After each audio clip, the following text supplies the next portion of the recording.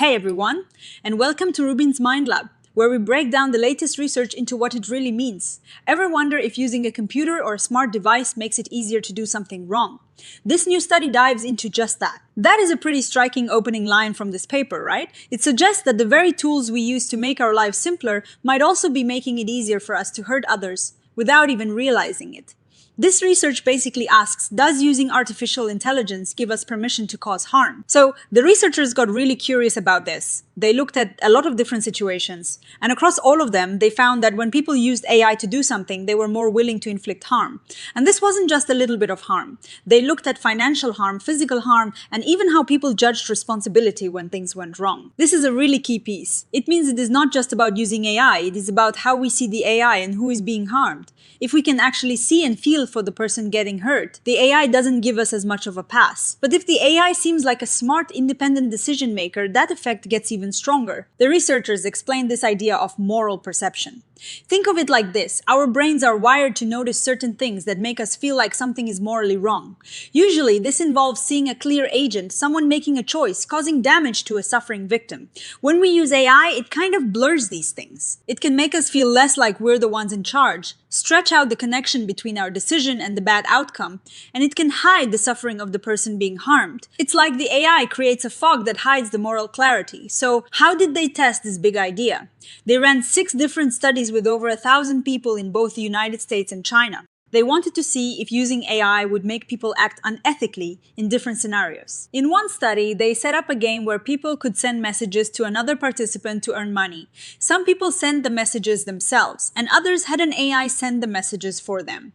What they found was pretty telling. People who used the AI sent more deceptive messages, meaning they were more willing to lie if it meant more money. And the other person lost out. But they didn't stop at just financial harm. In another study, they tested if AI would make people more willing to inflict physical pain. Participants had to decide how many electric shocks to give to someone else for money.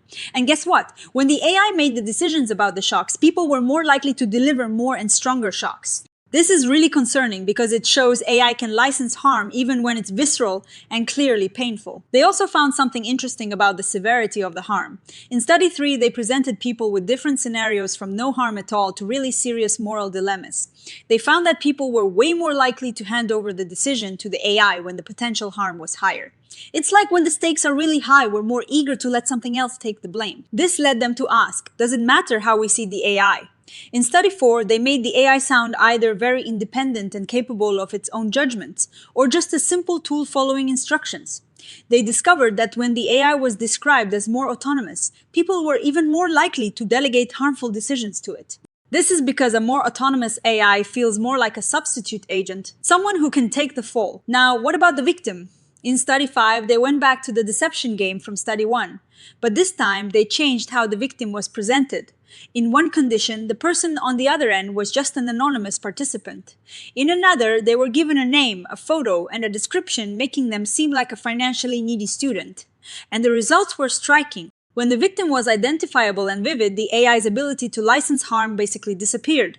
People didn't lie more when they knew who they were hurting. Finally, they looked at what happens after harm occurs.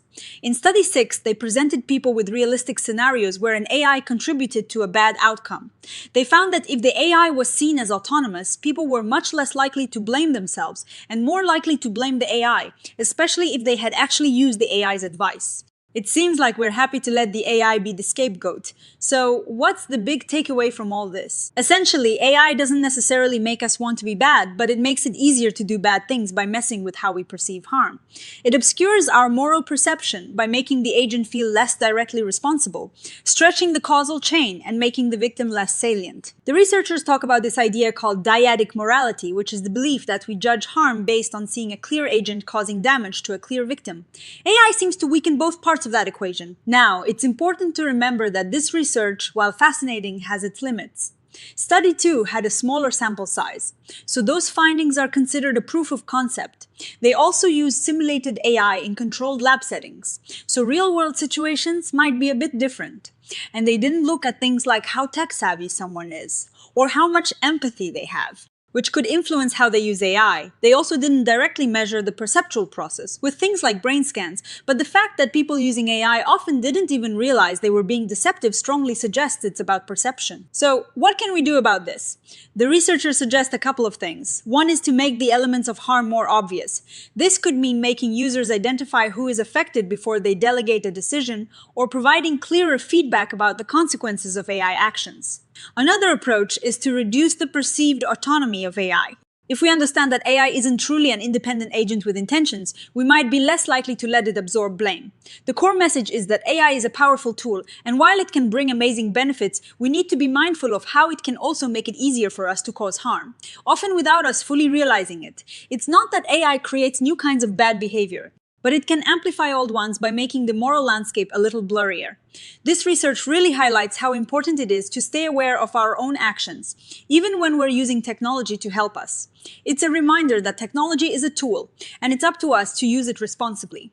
What do you guys think about these findings? Have you ever felt like using a piece of tech made it easier to do something you wouldn't normally do? Let me know your thoughts in the comments below, and if you found this breakdown helpful, please give this video a thumbs up, subscribe to RUBIN'S Mind Lab for more science insights, and hit that notification bell so you don't miss our next exploration. Thanks for watching.